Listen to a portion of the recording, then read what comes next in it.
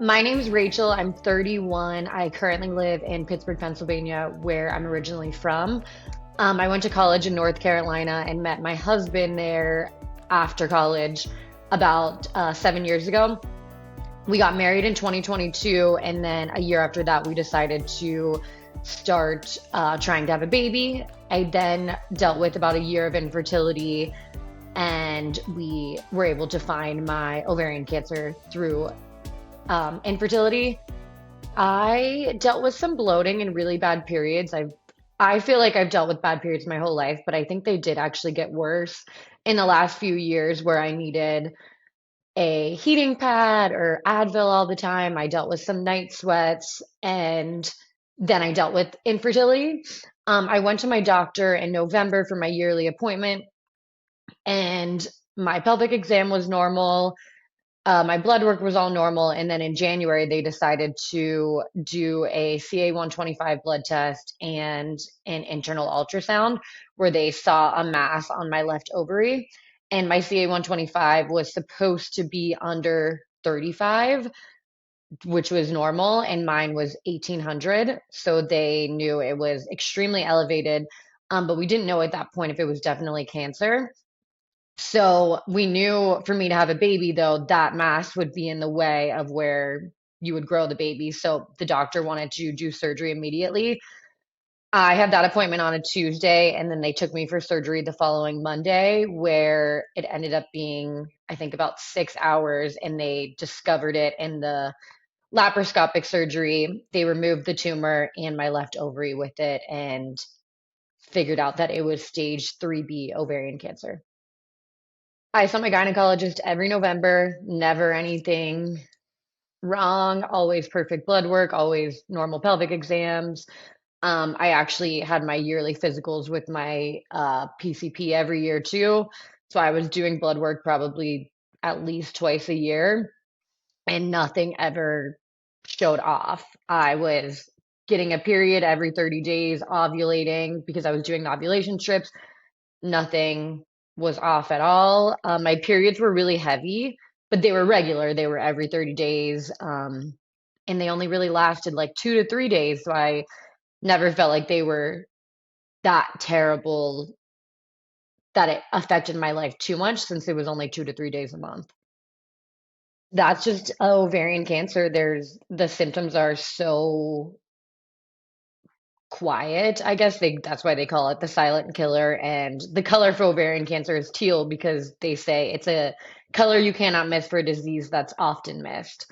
And like the main symptoms for it are bloating, abdominal pain, um, change in diet, change in bowel habits, all in like heightened fatigue. So all of those are kind of just normal symptoms to a lot of female issues. And especially when you're trying to conceive, I'd be like, oh, maybe that pain was ovulation pain or period pain or pregnancy pain because you're really living in those 2 week increments of like the first 2 weeks of your cycle, then ovulation, then the second 2 weeks to your period.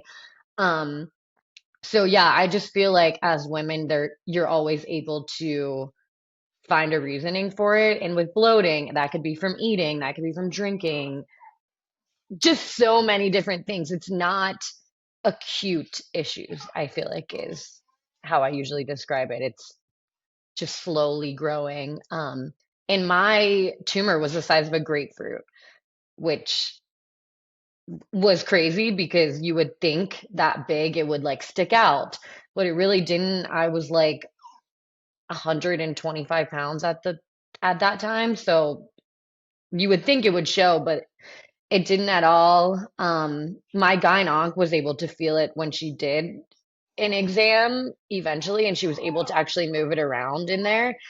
But my original gynecologist never felt it, never saw it. So it's crazy. The day of my surgery was February 19th. It was the most beautiful day in North Carolina, perfect blue skies. I remember being like, oh, it's such a great day. Like everything's just going to go as planned. And we get there, and the person before me's surgery, something went wrong, and they ended up needing like an extra 6 or 7 hours. So we were sitting in the waiting room. I was supposed to go back. I think at like 7:30 a.m. Didn't end up going back till like dinner time. So that was just already a bad start to the day. Then once I finally went back, I talked to my doctor for a little, was just really scared, and then went back for my surgery, woke up. It was like 9 or 10 p.m. at this point, and the whole post-op area was a ghost town. I didn't see anyone. I remember just being like, what's going on? This is very weird. And then I remember I could see my husband coming from across the room, and he just had a backpack on. And I had told him ahead of time, if it's just endometriosis, just say it right away to so I don't have to like sit there and be panicky. And he wasn't really saying anything. But when you come out of surgery, you're so out of it, like almost kind of like drunk or something. So at first, I'm just like not really thinking much of it. And then we go and sit, or he says he's going to stay overnight with me. So we go into our post op room. I'm laying in the chair or in the bed. He's in the chair next to me. And I think it took about an hour for me to finally ask. I was like, is it cancer? And he said, yeah, but they were able to get it all out. And at that point, you're just like, okay, so is it not a big deal? Because you just don't know anything about like the microscopic level. So, yeah, I'll definitely never forget that morning and just being in such a like, holy crap, how did my life change from like being scared of possibly having to do IVF to have a baby to am I gonna die soon? It was really crazy. And then we knew it was gonna take about a week for pathology. So at that point, we knew it was at least stage two, could be up to stage four. And my doctor had actually, I learned this after the fact, taken my husband, my sister, and my parents into a room, like while I was waking up, and told them also. And they all have such vivid memories of like exactly how it went down. My sister said she can picture everyone's faces. Like she said, she felt like a fight or flight. Like, should I just run out of here? I think my mom went and threw up in the bathroom. My husband and my dad were just like, looked like they saw a ghost, which I think is just the difference of men versus women. Like, they're just in shock. Yeah, so then I spent 3 days in the hospital. I think I came home Wednesday or Thursday, and then we knew she was gonna call. I didn't even have my phone that whole week. My husband had it because I just like couldn't look at it. I couldn't talk to anyone. And my husband came out of the bedroom and said, Rach, Dr. Moss is on the phone. And it was just the scariest feeling knowing whatever she says on that call is it, basically.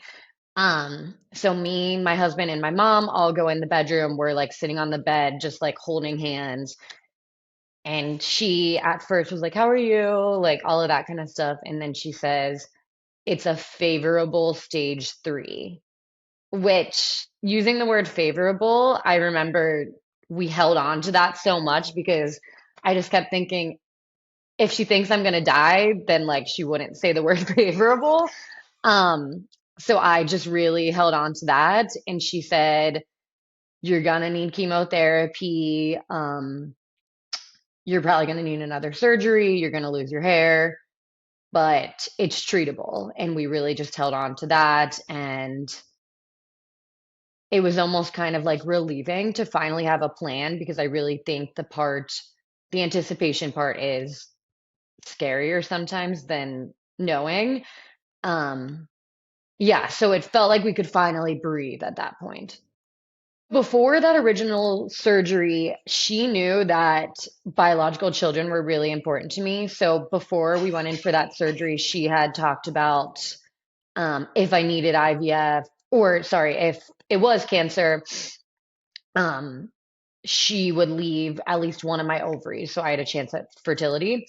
So where my tumor was wrapped around my left fallopian tube and ovary. So when she took out the tumor, she took out the left ovary and fallopian tube with it, but was able to keep my right one. With ovarian cancer, though, if it's on one, it's probably going to grow on this other one. So she had me do two back-to-back rounds of IVF before I started chemo. So I had my surgery on the 19th. I think I started fertility stuff the following Tuesday, which was terrifying because it's all down in the same area. But I was just so grateful for her giving me that opportunity. And my husband and I always knew we wanted a big family. And after my first round of IVF, I only got two embryos. So I called my doctor and I was like, is there any chance I can rush another round back to back? And everyone told me it's really hard because it's just so much on your body, like coming out of surgery, then the hormones, everything. And she was like, but you can do it if basically if you want to do it, do it. So I did a second round right after it, and we ended up getting three from that round. So now I have five embryos saved. And I just knew, like, after that point, there was no other option. So that's why I was like, I need to just suck it up. And all of this sucks no matter what, no matter how you spin it. So, like, what's another round of crazy hormones? So I did that. And then that took me to like mid March, I think. And all of my family being in Pittsburgh, us being in Raleigh, I knew it would be better for us to be near family for my chemo treatments. And there's really good doctors up here too. We're in Pittsburgh. And we decided to make a move from Raleigh to Pittsburgh. It was Easter weekend, actually, the end of March. And we moved up here. We just got a rental for a year just because everything was moving so quickly. And I started chemo April 8th, I believe. And with ovarian cancer, you do chemo every 3 weeks. So I started April 8th. I did three chemos. Then I did another surgery to remove my right ovary in June and get high pec, which is basically when they pour hot chemo into your stomach, swoosh it all around, kind of like a big pot of soup, basically, is the way they described it to me. And it's the best way to get all of the cancer out because they can see it. Then I was in the hospital for a few days after that. And then a month later, I restarted chemo, did three more, and I rang the bell September 3rd. So I'm finished with treatment right now. I think it was 2 or 3 hours of one of them, a half hour of the other, but I did cold capping with it. It Going into it, my doctor said with my type of chemo, cold capping doesn't work super well, but at that point, I think it was $1,500 total. I was like, it's worth a try. So I did it. In the beginning, I think my hair was too thick for it to work, so I lost a ton. And then when I had the break from chemo for surgery in June, I had a lot of regrowth, and then I felt like it worked better in the second half because my hair was thinner. But yeah, so I would get there at like 8 a.m. I had to do 30 minutes of cold capping for it to like freeze before you started chemo. Then I do 3.5 hours of the chemo. And then you do an extra 2 hours of cold capping on the back end. So I would get there at 8 a.m. and typically leave around 5, which basically was just like a work day, I feel like. Um, I get home on a Monday night. I just feel out of it, like super loopy, I always said, and then would just go to bed, wake up the next day, and you still kind of have that like steroid feeling in you, just very energetic. And I don't know. Yeah, like I couldn't really sleep super well, but none of the terrible side effects really kicked in until Wednesday, which would be a bit of nausea and food aversions. I would say my worst side effect through chemo was food aversions and just a lot of brain fog. Like you're just so out of it. And to the point where you feel like you can't even have like conversations because you just start talking and you're like, oh, I forgot what I was going to say. It's just really weird. But I never threw up. And my doctor even told me that ahead of time. She said, it's not like the movies. You're not going to be throwing up. You're just going to feel really crappy. And that's exactly how I would describe it to someone going through it. You just feel really off. I would say reminding myself that it's temporary really helped. And I do feel like trying to stay as active as possible helped with the mental side of it. Like on the days where I did feel good, I'd go to the gym or I'd go for a hike with a friend. Just getting out of the house, getting out in the sun, I think helped a lot. And then giving yourself grace on those really hard days of knowing Tuesday through Friday, like you're gonna just bed rot basically, but that's okay. That's like what you're supposed to do. Another thing with mental health, I think that's really important is protecting your peace. For example, there was like one support group I was gonna go to a meeting for, and it was just like kind of dark and like a little depressing, which our disease can be.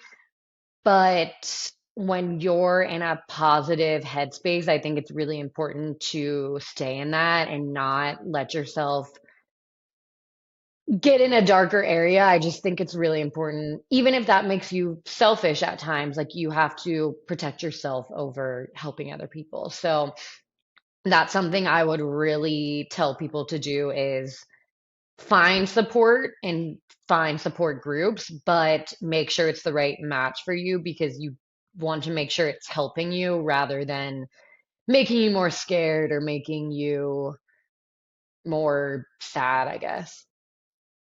Even when you ring the bell, you still have the scans afterwards. So that's another kind of weird aspect of it. But everything came back clear. So that was awesome. And then I met with my doctor to talk about maintenance. And I had originally thought I wouldn't have to be on maintenance drug because my cancer wasn't genetic. And we thought we'd be able to try for a baby within 6 months because it's not genetic. But my doctor told me that even though my tumor wasn't genetic, it resembled BRCA, the breast cancer and ovarian cancer gene mutation. So they have to treat it like BRCA, which that was just like a punch in the gut after all the positives. So they're putting me on a PARP inhibitor for 2 years called Zejula. But yeah, as of now, she said we'll have to wait 2 years for me to carry, but we are talking about possibly doing a surrogate for our first child and then me carrying for my second. So that was kind of the most recent mountain. It's just like you're finally done with the big one, and now it's like, what next? And 2 years doesn't sound that long, but when we started trying was about 2 years ago. And I'm 31 now. We ideally want more than one kid, so we're just kind of going back and forth with that right now is do we wait 2 years? Do we get a surrogate? My cousin actually talked about offering to be our surrogate for my first baby. So that's a possibility. We're just kind of getting into all of that. But my doctor said even if we do a surrogate, to wait 6 months on that because she was like mentally, emotionally, physically, you need to heal. Um, so we'll probably go back to talking about all of that in the spring. Marriage isn't just like a dating relationship. Like that is why it's so important to pick a partner that's there through everything because it definitely like a cancer diagnosis couldn't be more unexpected when you're 31 and healthy and working out 5 days a week. And it will rock your world in every way possible. And I will say that first week after my first surgery, my husband literally had my cell phone the whole time because he knew I was not ready to hear the word cancer, hear anything about it, do anything about it. And he took every phone call to completely shield me from it. He took money immediately out of his savings to pay for our fertility treatments. He really did everything. So it's just so important to find a partner that will be there for you through the hard times and the days where you lose your hair and be there to do the pre-chemo pep talks and just really just be there through all of it. And actually my husband lost his mom to breast cancer in 2014. So he had never seen anyone really survive cancer. So that's another aspect of it. That was hard. But yeah, it's definitely not glamorous. After my first surgery, I wasn't even allowed to like be sexually active for 12 weeks. And then my second surgery was at 14 weeks. So, and you're just like scared to like, and just grossed out. Like, you don't have hair, you have a huge scar down your stomach. Like, the last thing you want to do is be intimate or anything like that. Um, so yeah, that part of it is really hard. And I don't think people realize it is when you're picking a partner, like there's a chance you could have to go 6 months without like being intimate or having date nights. And like they really become your best friend and a caregiver during it. It takes the glamorous side out of the relationship. So I think that's really important when finding a partner is, are they going to be there when like the beauty goes away from you?